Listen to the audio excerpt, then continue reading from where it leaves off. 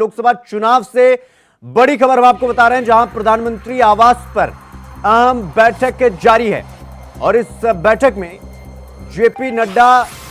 और गृह मंत्री अमित शाह मौजूद हैं। तो लोकसभा चुनाव से जुड़ी बड़ी खबर हम आपको बता रहे हैं इस वक्त की, जहां पर प्रधानमंत्री आवास पर बैठक चल रही है और इस बैठक में जेपी नड्डा, गृह मंत्री अमित शाह मौजूद हैं। तो लोकसभा चुनाव से इस वक्त की जुड़ी बड़ी खबर हम आपको बता रहे हैं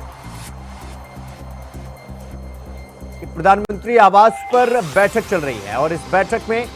भारतीय जनता पार्टी के राष्ट्रीय अध्यक्ष जेपी नड्डा और गृह मंत्री अमित शाह इस बैठक में मौजूद हैं।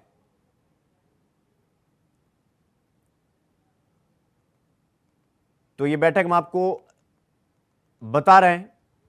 जहां पर लोकसभा चुनाव यानी आगामी चुनाव को लेकर के बैठक चल रही है और इस बैठक के बाद कुछ अहम जानकारियां चुनाव से जुड़ी निकलकर आएंगी सामने। आपको बता दें कि यह बैठक प्रधानमंत्री के आवास पर हो रही है। इस खबर पर हमारे सहयोगी संवाददाता अजय चौहान हमारे साथ दिल्ली से जुड़ गए हैं। अजय, प्रधानमंत्री आवास पर बैठक चल रही है और इस बैठक में जेपी नड्डा, अमित शाह के अलावा कौन कौन से नेता हैं जो इस बैठक में मौजूद हैं और इस बैठक के क्या मायने? देखिए, ये 2024 की जो रणनीति बनाई जा रही है, जहाँ कहीं ना कहीं ये बड़ा फैसला लिया जाता है इस समय, जिस समय पीएम आवास पर जब बैठक की जाती है तो कोई ना कोई 2024 की तैयारियां, इसमें कई मुख्यमंत्री भी मौजूद हैं, कई लोग अध्यक्ष भी मौजूद हैं इसके अंदर। यानी कहीं ना कहीं जिसके साथ तैयारी की जा रही है और आज जो लिस्ट जारी की गई है तो 3 बजे के आसपास तैयार की गई थी, लेकिन इसमें देखना यह होगा कि जो रणनीति अब 2024 की किस तरह से इसको चुनाव को लड़ा जाए। तो ये एक अहम बैठक की जा रही है और कुछ समय के बाद इसकी जो बातें हैं, जो चीज है वो सामने आएगी कि इस बैठक के अंदर क्या क्या नए नए फैसले लिए गए, क्योंकि जनता के हित के लिए जिस तरह की बैठक की जाती है प्रधानमंत्री नरेंद्र मोदी के आवास पर, तो कहीं ना कहीं जनता के हित की ही बातें की जाती है और वहां पर किस तरह जनता को फायदा उठाया जाए और देश की जो अर्थव्यवस्था है वो किस तरह से तैयार की जाए। अजय, ये इस बैठक में प्रत्याशियों से जुड़ी मतलब प्रत्याशियों के नामों के ऐलान को लेकर बैठक हो रहा है या चुनाव में क्या स्ट्रेटेजी होगी, क्या इस पर भी चर्चा हो सकती है इस बैठक में?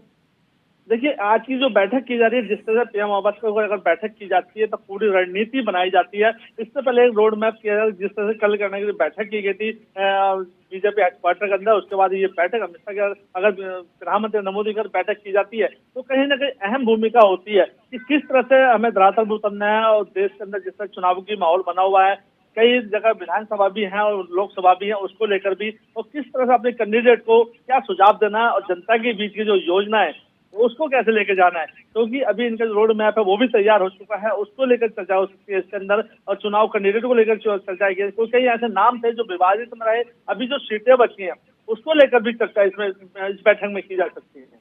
अजय, इस बैठक में कौन कौन सी सीटें होंगी जिन सीटों पर प्रत्याशियों के नामों का ऐलान हो सकता है?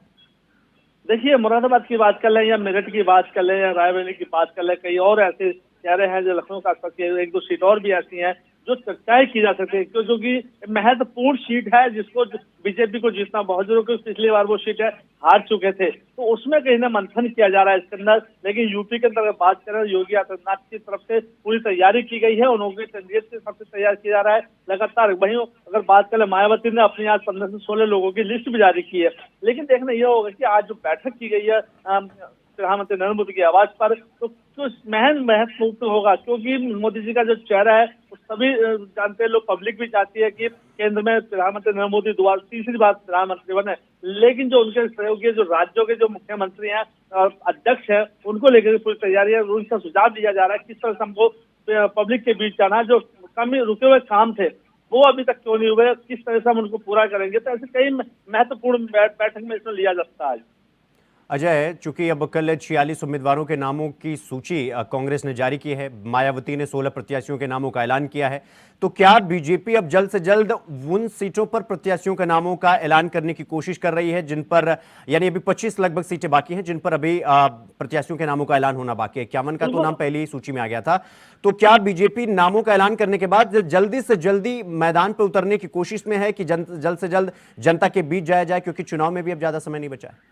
बिल्कुल देखिए, आज लास्ट समय चला 19 तारीख का पहला चुनाव होगा। उससे पहले प्रधानमंत्री की जो बात सामने आई थी वो अयोध्या भी जा सकते हैं, लेकिन बीजेपी नहीं चाहती कि कोई भी सीट अब खाली रहे, क्योंकि जो इंडिया गठबंधन है वो लगातार अभी सीटों को बढ़ा रहा है, क्योंकि पूरी तरह से, लेकिन बीजेपी में कम से कम पूरी सीटों को समाप्त कर चुका है। कुछ सीटें ऐसी बची हैं जो अभी बची हुई हैं, लेकिन बीजेपी ने जिस तरह से 25 सीटें ऐसी हैं जो घोषित करनी है, लेकिन आज जिसमें 15 से 16 नाम आने वाले हैं, और इसमें भी गद्दावर नेता हैं जो पुराने हैं, कुछ नए ऐसे चेहरे हैं उसके अंदर लिए जा रहे हैं, जनता के बीच है। तो पहले से वो सुर्खियों में तो रहे हैं, लेकिन आज जो मंथन किया जा रहा है इसमें पूरी सीटों को लेकर के किया जा रहा है। तो हो सकता है कि उस सीटों को फेरबदल किया जाए इसके अंदर, क्योंकि कुछ बीजेपी के जो पूर्व सांसद रहे हैं उनको भी कुछ बागी हुए थे, लेकिन उनको भी मनाने की बात कर रही है योगीनाथ हमेशा नगर बने हो। लेकिन वहीं जेपी नड्डा भी चाहते हैं कि किसी भी तरह से हमारे जो कैंडिडेट है वो साथ रहे और अपने क्षेत्र में काम करे, लोगों के बीच जाए, और जो 400 जो पार ना रहे वो किस तरह से पूरा करना है।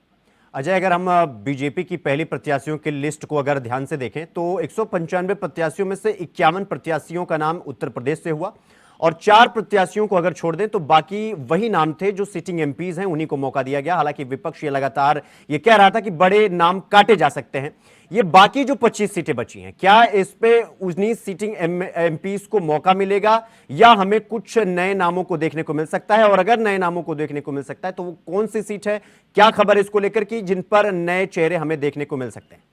बिल्कुल शिवम, देखिए अगर बात करें जिस तरह से उत्तर प्रदेश के अंदर की बात कर रहे हैं, तो जिस तरह से नए चेहरे उतारे गए थे, लेकिन अभी तक वो सीटें सुरक्षित रखी गई हैं जहां पर ऑलरेडी पूर्व सांसद हैं, वहां पर रहे हैं, उनके नाम अभी उजागर नहीं किए, ना ही कोई नया कैंडिडेट वहां से उतारा है। तो देखिए ऐसे में ये मंथन हो रहा है कि क्या उन्हीं कैंडिडेटों को दोबारा से उतारा जाए या नए जो कैंडिडेट है उनको उतारा जाए। तो इसमें सवाल बना हुआ, तो इसमें मंथन काफी लंबे चल रहा है, और क्योंकि लास्ट जो लिस्ट होगी उसमें सारे वो उजागर होंगे, जो 25 से 30 जो सीटें बची हैं, जो भी बची हैं, उसमें उनको उतारा जाएगा। हो सकता है कुछ सीटें उसके अंदर अदर फजर किया, इधर उधर किया जा सकता है, लेकिन जो कैंडिडेट है अभी उनका भी चयन किया जाए। कई नाम ऐसे चल रहे हैं,